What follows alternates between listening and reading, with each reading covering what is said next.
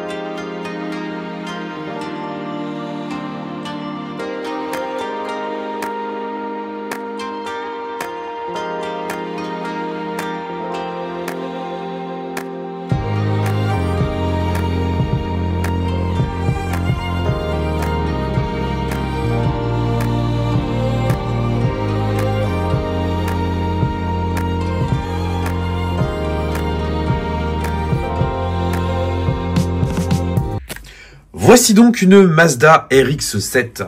Avant de parler de cette génération-là, il faut qu'on remonte un petit peu le temps. On est à la moitié des années 70 et à cette époque, chez Mazda, on cherche à produire un petit coupé, à savoir une sportive légère qui serait capable de concurrencer la Porsche 924, mais également la récente Nissan Skyline et dans une moindre mesure la Datsun 240Z. C'est ainsi que chez Mazda, on commence à développer plusieurs modèles, avec notamment un premier prototype qui prendra le nom de X605. C'est pas forcément ce qu'il y a de plus simple à retenir, et ça donnera naissance, quelques années plus tard, à la première génération de Mazda RX-7, la FB. Ce modèle-là, il a une particularité, c'est qu'il dispose d'un moteur rotatif. À cette époque, Mazda faisait face à un contexte économique pas forcément très simple. Quelques années avant, il y avait eu le fameux choc pétrolier qui a engendré une augmentation massive du coût du carburant, notamment. Faire une petite sportive légère qui consomme un peu moins, avec une cylindrée un peu plus faible, c'est toujours bon à prendre, et c'est ainsi que la Mazda RX-7 de première génération connaîtra quand même un certain succès, même si la puissance de 105 chevaux paraît un petit peu légère de nos jours. Toujours est-il que cette première génération de RX-7, elle était relativement classique dans sa présentation. Elle n'était pas spécialement aérodynamique, mais son style a quand même plutôt bien plu. Elle est remplacée en 1986 par la Mazda RX-7 de type FC3S. Ce modèle-là, chez Mazda, on assume parfaitement, et on l'écrit même sur le site internet, c'est une inspiration Porsche. Parce que oui, le constructeur japonais voulait affronter frontalement Porsche, avec notamment un modèle en ligne de mire, la 944. Il faut dire que la RX-7 de deuxième génération comme la 944 ont pas mal de points communs, à commencer par le moteur en position avant, le fait que ce soit des coupés en 2+2, c'est-à-dire 2 places à l'avant, 2 petites places à l'arrière, mais également qu'on avait une ligne qui était plutôt contemporaine. Cette seconde génération, elle est relativement méconnue en Europe, et c'est dommage, parce qu'au Canada notamment, elle sera très appréciée, notamment parce qu'elle drifte relativement facilement. Toujours est-il que ce modèle-là, il arbore une évolution du moteur rotatif de type Wankel, avec le bloc 13B. En 1991 est commercialisée la troisième et dernière génération de Mazda RX-7. C'est la fameuse FD3S, le modèle que vous avez ici. C'est la RX-7 que tout le monde connaît, parce qu'elle aura participé à de nombreux films, elle aura été dans pas mal de séries, dans pas mal de jeux vidéo aussi, beaucoup l'ont découvert dans Gran Turismo. Enfin bref, cette génération de RX-7, ça a véritablement été un modèle à succès. D'ailleurs, elle a également été un tremplin pour Mazda, qui a utilisé cette même technologie dans la célèbre 787B. Oui, c'est elle. La RX-7 de type FD3S, elle arbore donc le moteur rotatif biturbo qui développe pas moins de 239 chevaux. En fin de carrière, au début des années 2000, elle ira même jusqu'à 280 chevaux. Autant dire qu'en matière de performance, c'est relativement exceptionnel. Il faut savoir que elle est capable de faire le 0 à 100 en 5 secondes 3, ce qui est relativement peu pour l'époque, et le tout pour un poids de seulement 1300 kg. Donc autant dire que niveau sensation, c'est quand même plutôt cool. Maintenant, vous posez peut-être une question, qu'est-ce qu'un moteur Wankel? Eh ben justement, on va revenir très brièvement dessus, mais je ne vais pas rentrer dans des explications trop techniques. Le moteur Wankel, en fait, c'est un moteur rotatif, qui est composé d'un unique piston, qui évolue en fait dans une cavité en forme de cacahuète à moitié. Ce piston, il a une forme de triangle, et en gros, ce triangle, il va hocher de haut en bas, tout en ayant une rotation, ce qui permet d'avoir un fonctionnement à 4 temps, comme un moteur à piston classique, tout en assurant une combustion maximale, ce qui permet d'avoir un son incroyable, mais également de monter très généreusement dans les tours, tout en ayant une cylindrée relativement faible. Parce que la cylindrée de cette RX7, c'est seulement 1,3 litre. Donc autrement dit, c'est relativement peu. Pour autant, c'est pas vraiment une voiture économique, qu'on soit bien d'accord. Parce que le moteur rotatif, sur le papier, il se veut économique, mais dans les faits, ça consomme quand même beaucoup.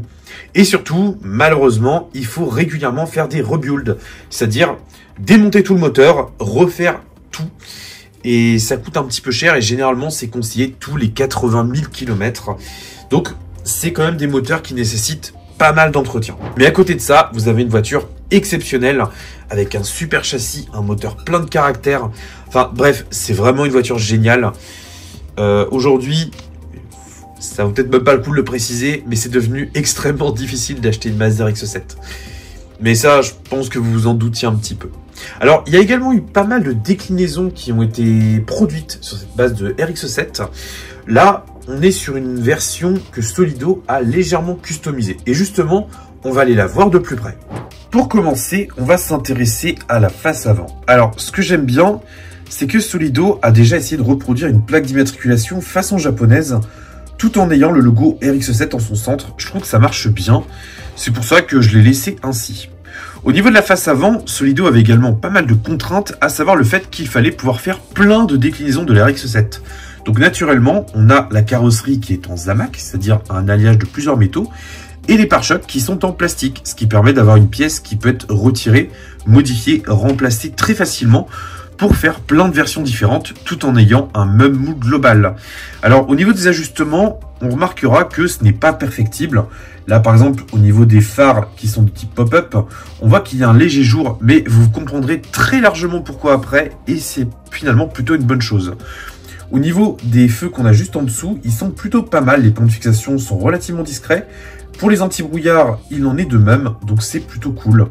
La lame avant est bien rapportée, elle est fine, elle est réaliste, c'est une très bonne nouvelle. Les essuie-glaces sont également d'un bon niveau de finesse, pour le coup Solido s'en est admirablement bien sorti. Il faut dire que des essuie-glaces fins, ça fait tout pour une miniature. Au niveau des choix esthétiques, on a également les rétroviseurs qui ont été rapportés avec une pâte relativement fine et ils ont été appliqués tout simplement emboîtés dans un trou qui était fait dans la carrosserie. C'est plutôt bien en matière de réalisme, ça permet d'avoir une bonne finesse, même si les fixations sont naturellement plus épaisses que d'origine. Au niveau des catadioptres, c'est également des pièces rapportées, ce qui est plutôt une bonne chose, et il en est de même pour les aérations latérales au niveau des ailes avant. Donc, honnêtement, je trouve que c'est plutôt une bonne surprise. Maintenant, regardons un petit peu le profil de notre RX-7.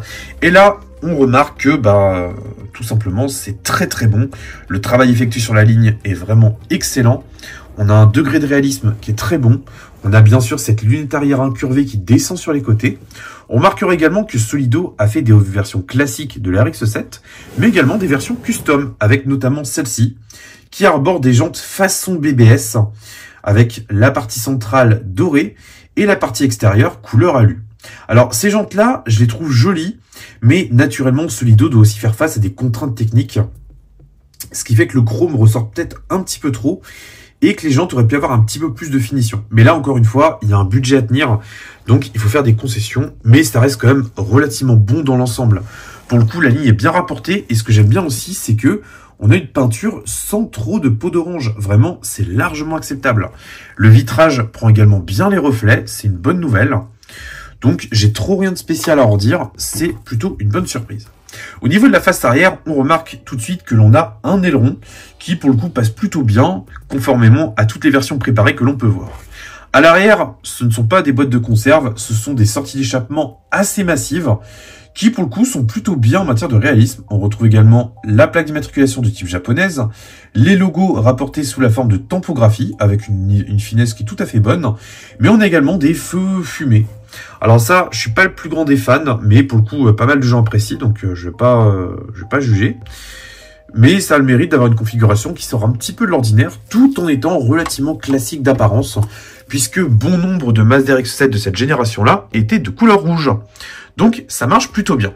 Maintenant, il est temps que l'on regarde un petit peu le châssis. Et oui, pour cette première vidéo de l'année, je prends la miniature dans le bon sens. Alors, ce qui est sympa, c'est que la ligne d'échappement est très bien rapportée. On retrouve le silencieux arrière, l'intermédiaire, la ligne d'échappement qui naît quasiment au niveau du moteur, donc ça c'est plutôt cool. Les pneus sont naturellement en caoutchouc, on a une direction qui est fonctionnelle avec pas mal d'angles, c'est plutôt une bonne surprise. Donc rien de spécial à dire au niveau du châssis, c'est quand même dans la bonne moyenne. On remarquera également que l'on a une espèce de petite tirette. Alors là, c'est relativement rare chez Solido, mais je vais tout de suite vous montrer à quoi cela correspond. En fait, la tirette, il suffit simplement de la pousser. Et si j'exerce une légère pression dessus, eh ben on peut voir que les phares pop-up s'ouvrent.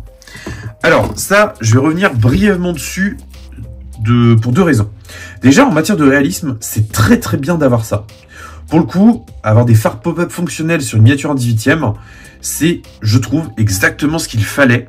Parce que quand on roule de nuit, c'est quand même bien d'avoir des phares. Donc je trouve ça trop bien de pouvoir les avoir en position ouverte. Et deuxièmement, on peut aussi se poser la question, comment, quand on vend une miniature à 44,95 € prix de vente maximum conseillé, on peut se permettre d'ajouter ce type d'appendice? Et ben en fait, chez Solido, ils ont fait ça intelligemment. C'est-à-dire que cette pièce-là, chaque phare est en plastique uniquement. Ce qui fait qu'on a des moules plastiques relativement basiques et bien moins coûteux qu'un moule en métal, ce qui permet justement de rentrer un peu plus facilement dans les frais. Alors, est-ce que Solido fait ses plus grosses marges sur ce modèle-là? Honnêtement, je n'en sais rien. Mais toujours est-il qu'en matière de qualité perçue, c'est vraiment pas mal du tout. D'ailleurs, ce serait intéressant de démonter la miniature pour voir comment le système est goupillé, parce qu'en vrai, c'est pas mal.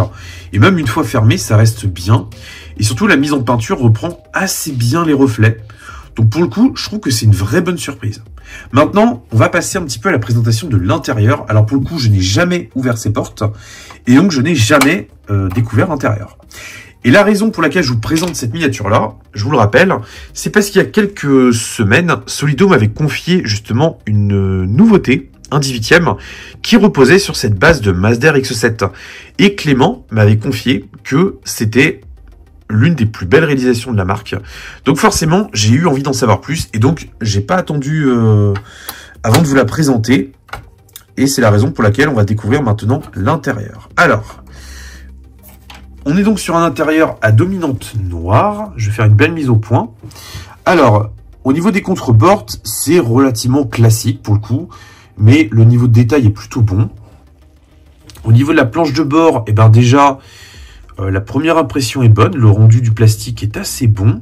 Les compteurs, on voit qu'ils sont bien imprimés pour le coup, avec un bon degré de finesse. Les pédales sont plutôt pas mal aussi. Non, c'est vraiment plutôt une bonne surprise, je dois le reconnaître. La console centrale est assez sympa aussi. Sa modélisation est plutôt fidèle. Les zones même de climatisation et de ventilation, surtout, sont bien mises en bleu et en rouge. Donc c'est bien aussi en qualité perçue.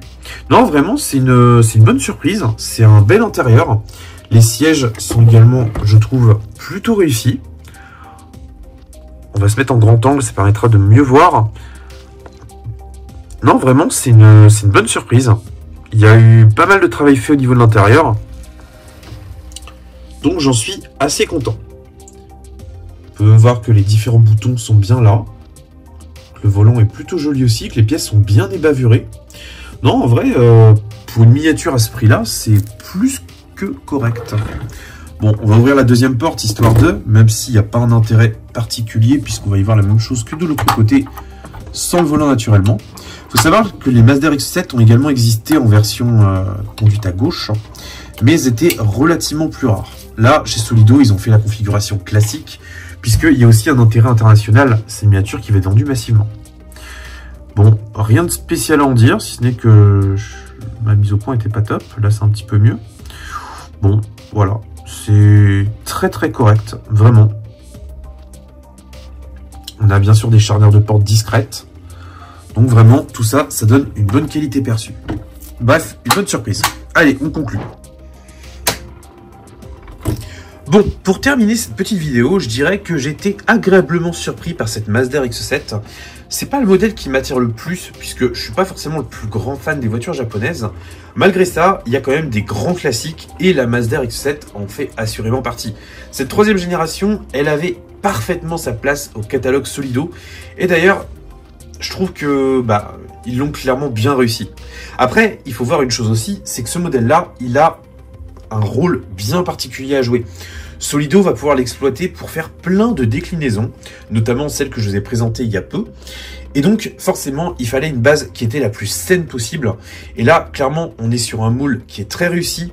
Le potentiel est énorme. Donc, franchement, j'en suis très content. Maintenant, si ce modèle-là vous intéresse, sachez qu'on peut encore la trouver sans trop de difficulté. Vous avez une fiche en haut à droite de l'écran. Mais vous avez également, comme d'habitude, un lien en description, donc n'hésitez pas. Il y a plein d'autres versions qui existent déjà, qui existeront prochainement. Donc vraiment, faut pas hésiter. J'espère en tout cas que cette petite vidéo vous aura plu. Moi, j'ai vraiment kiffé. C'est une miniature qui sort de l'ordinaire. Et pour le coup, je trouve qu'elle illustre parfaitement le savoir-faire de Solido. C'est-à-dire une bonne rigueur, un équilibre financier qui est intéressant et surtout un gros potentiel de préparation derrière. Donc franchement, c'est pas un sans faute, mais pas loin. Alors bien sûr, au niveau des reproches, certains pourront souligner le fait que les jantes arrière manquent de déport. Mais bon, il y a aussi des contraintes qui sont derrière tout ça.